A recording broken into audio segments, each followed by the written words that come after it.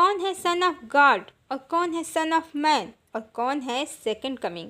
Hello friends, Bible में Jesus को son of God कहा गया है, पर भगवान को सन ऑफ मैन कहा गया है। ऐसा क्यों? क्योंकि जो ईश्वर है वो परम चेतना है और सभी जीवात्माएं उस परम चेतना का जो शक्ति और शिव या प्रकृति और पुरुष का कंबाइंड रूप है, उसकी ही प्रतिकृतियाँ, उसका ही प्रतिबिंब है, जेराक्स या कार्बन कॉपी हैं। पर ओरिजिनल होता है, जो मूल होता है वो सबका स्रोत है, पर उसका कोई स्रोत नहीं है, वो मूल है, ओरिजिनल है। इसीलिए जब जीसस ने कहा वो सन ऑफ गॉड हैं, तो इसका मतलब यही है कि वो मूल कृति की कार्बन कॉपी हैं, जेराक्स हैं, पर परमात्मा नहीं है, वो तो कोई और है। और अब जान लेते हैं कि सन ऑफ मैन कौन है। तो इसे आप रामायण से समझें या महाभारत से समझें। जो राम हैं, जो कृष्ण हैं, वो परमपिता परमेश्वर हैं। और परमेश्वर ने जब धरती पर अवतार लिया तो मनुष्य के शरीर में उनको अवतरित होना पड़ा। इसके लिए एक माता की, एक पिता की आवश्यकता है। तो त्रेता में राम दशरथ के पुत्र हुए, द्वापर में कृष्ण वसुदेव के यहाँ जन्मे। अब परमात्मा धरती पर अवतरित होकर बन गए एक मैन या पुरुष के पुत्र। यही ईश्वर का सन ऑफ मैन होना है।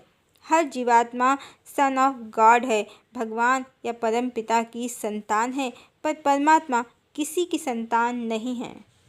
फिर भी माया के लोक में अवतरित होने पर, धरती लोक पर जन्म लेने पर वो किसी को तो अपना माता पिता बनाते हैं और स्वयं बन जाते हैं सन ऑफ मैन। भगवान से बड़ा कोई नहीं है, पर भगवान भी प्रेम के अधीन है, इसीलिए वो भी धरती लोक पर संबंधों का आनंद लेना चाहते हैं। वो भी जानना चाहते हैं कि पिता का प्रेम कैसा होता है, माता का प्रेम कैसा होता है।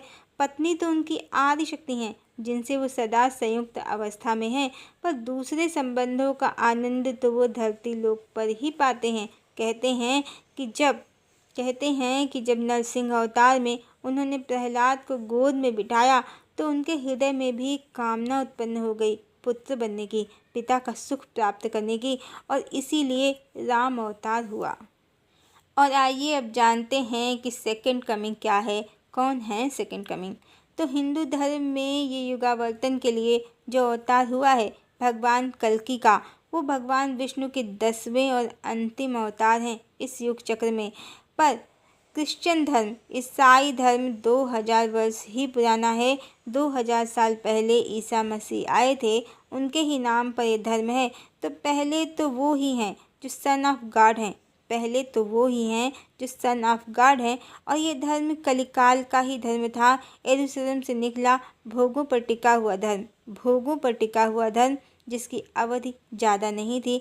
अब इसका पूर्णतया अंत होगा और संपूर्ण धरा पर सनातन धर्म की ही स्थापना होगी।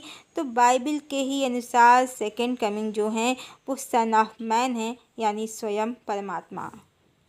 अब संपूर्ण विश्व में परमात्मा का शासन होगा।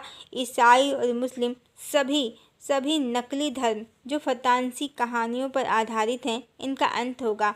ये धर्म फतांसी कहानियों पर आधारित हैं, इसका अंदाज़ा आप इसी बात से लगा सकते हैं। जहाँ हिंदू धर्म में आध्यात्म में ब्रह्म और शक्ति के मिलन से जीवात्मा की उत्पत्ति और फिर कारण और सूक्ष्म शरीर के मिलने से जीवात्मा का अस्तित्व बताया गया है, जो स्थूल शरीर को प्राप्त करके भौतिक जगत में दृष्टिगत होती है।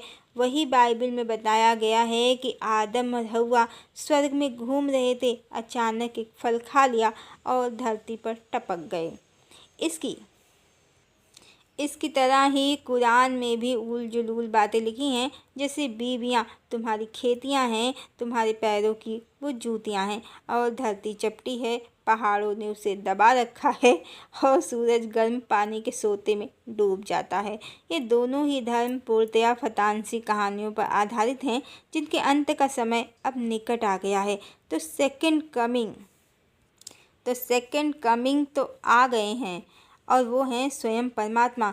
पर वो हमारे भगवान विष्णु के 10वें अवतार लॉर्ड कल्कि हैं, जो करेंगे सभी फतांसी कहानियों पर आधारित सभी धर्मों का अंत और एकमात्र सनातन या वैदिक धर्म की पुनर्स्थापना।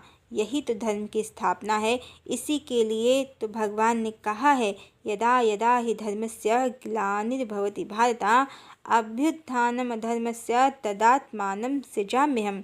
परित्राणाय हि साधूनां विनाशाय च दुष्कृतां धर्म संस्थापनार्थाय संभवामि युगे युगे। हरि ओम।